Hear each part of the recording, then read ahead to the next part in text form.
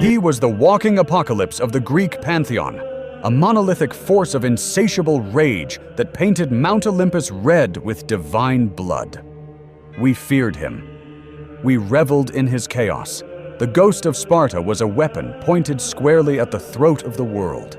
Yet when we found him again in the frozen Norse wilds, the monster was quiet. He was older, heavier, not just in body, but in spirit. To simply look at these two versions of Kratos is to see two entirely different beings separated by centuries of trauma. But the difference isn't just a beard and a new axe. The true shift lies much deeper in the psyche of the god of war. Today, we dissect the 5 agonizing evolutions that turned the destroyer into a reluctant savior. And stick around, because the final difference redefines everything you thought you knew about his redemption. Point 1. The fuel of the fire. Motivation. The first and most profound shift is his fuel. Young Kratos operated on a singular blinding frequency: vengeance. His entire existence was a reaction to betrayal. He didn't care if the world burned, as long as Zeus burned with it. There was an urgency to his violence, a desperate need to silence his own nightmares by inflicting them on others. Old Kratos, however, is motivated by something far more terrifying to a warrior: attachment.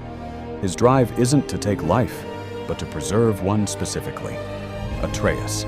His violence is no longer offensive, it is fiercely defensive. The young man sought to end his pain. The old man seeks to prevent his son from inheriting it. Honestly, the sheer amount of deep breaths this man takes now probably accounts for half the wind in Midgard.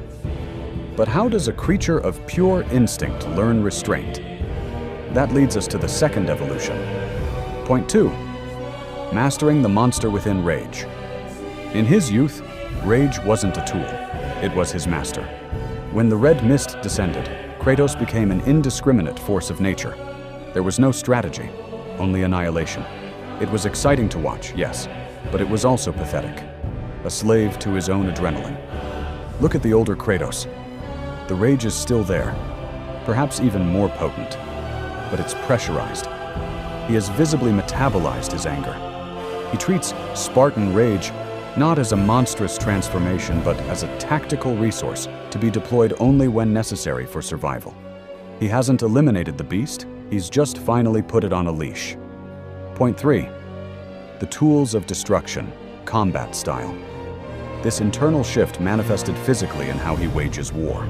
The younger Kratos was defined by the blades of chaos. They were fast, fiery, and ranged.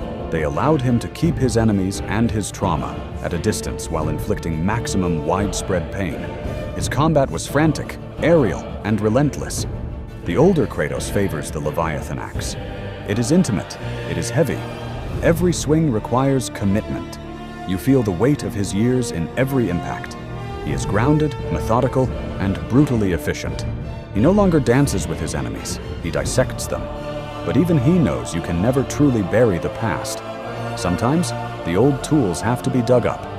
Point 4. The divine disconnect. Relationship to gods. Young Kratos was obsessed with the gods. He served them, he hated them, he hunted them. His entire identity was wrapped up in his status relative to Olympus. He was the ultimate rebellious teenager on a cosmic scale, desperate for their acknowledgement even as he killed them. Be honest, if your dad was Zeus, you'd probably have issues too. The older Kratos? He just wants to be left alone. His relationship with the divine has shifted from active hatred to exhausted distrust. He knows their games, their ego, and their cruelty. He doesn't want to kill the Norse gods to prove a point. He wants to kill them only if they stand between him and his peace. He knows that there are no good gods. Point 5. The weight of wisdom, perspective. And finally, the most inspirational difference: perspective. The Ghost of Sparta was short-sighted. He couldn't see past the end of his own blades. He destroyed the pillars of the world without a second thought for the consequences to humanity. The father, however, is burdened by the terrifying gift of hindsight. He knows that killing a god isn't an end, it's just the start of a worse set of problems. He carries the weight of a teacher who knows his student is destined to surpass him, or repeat his catastrophic mistakes.